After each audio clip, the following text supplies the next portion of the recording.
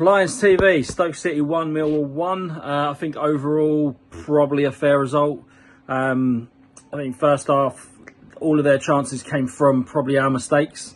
We kept them at arm's length for long periods, and I didn't really feel too much under pressure. But we were making a few silly mistakes. I think Danny Mack, although he was solid, he did make 2 or 3 of them that were quite costly, or could have been costly, sorry, in that first half. It was probably an accumulation of tired legs that you had to make some changes. And do you know what? I thought we looked okay with 4-4-2. I thought we brought on more pressure when we went one up top. Mihailovic still got a little bit of building to do, isn't he? I mean, Coburn, who's getting bashed about, and they're very sort of like seasoned pro is Gibson, and I think he had a really good battle with him up there. Mihailovic just seems a little bit absorbed into that, and I think he weren't really quite there. But other than that, it's like, you know what, we need to refresh, we need to get the legs back in. I think you know, that's a game with Denor and Saville in the middle.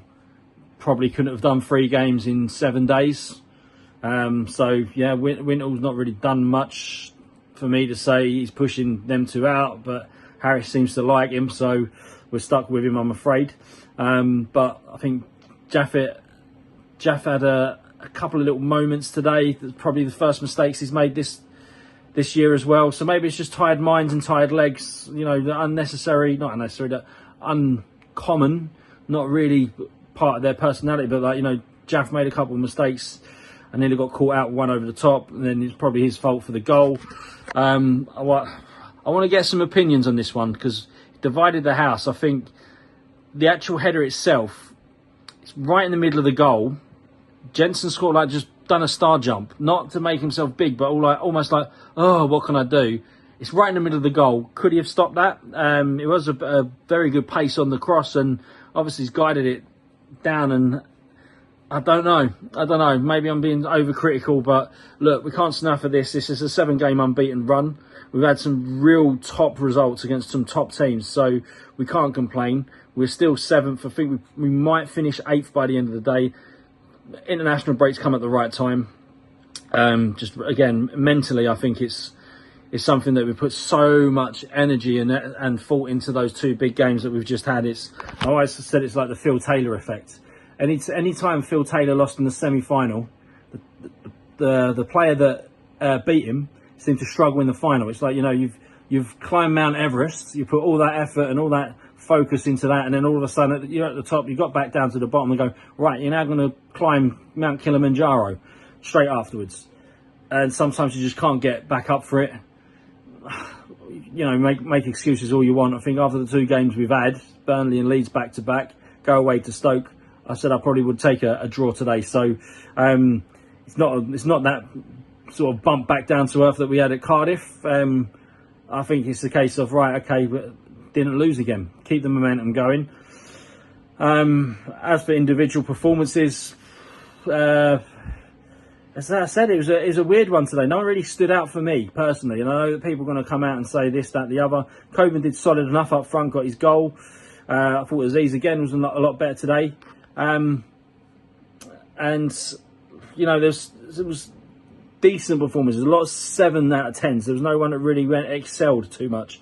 And there was a couple of, as I say, brain fades and mental not issues, but mental mistakes. And Denor was another one. I've never really seen him misplace a ball or get caught out in the ball so often. So I'm not going to start singling out everyone and go through the whole team like I normally do. I just think collectively we look like we've run out of steam a little bit. We need a time off. Again, don't forget we didn't have extra days rest there. We played Sunday and then Wednesday and then back again today at 12:30. Had to travel away.